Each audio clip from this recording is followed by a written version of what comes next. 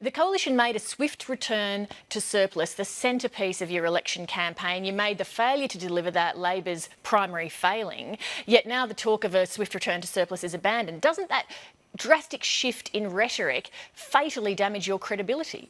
You've got to be realistic about the challenges that you face, and what is in this document is a reduction in the deficit from some 2.3% of GDP down to 0.7% of GDP over the budget and the forward estimates. But you're not addressing what I'm asking about, the change in Well, your you're rhetoric. asking me about politics, Leigh. You're asking me about politics. What I'm talking about is what is actually happening with the budget. Politics and what is frames happening with everything.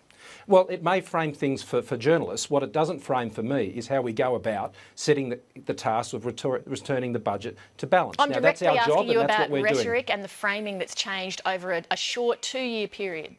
Well, reality is reality, Leigh, and we're confronting reality, and we're dealing with the reality of what's happening globally and what's happening domestically. And what is in this statement today is a very sober, very honest and very patient statement which says we will return the budget to balance, not as an end in itself, by the way, but a means to an end. And the end is jobs and growth. And everything we're doing, whether it's in fiscal policy or innovation policy or infrastructure rollouts, it's all about jobs and growth.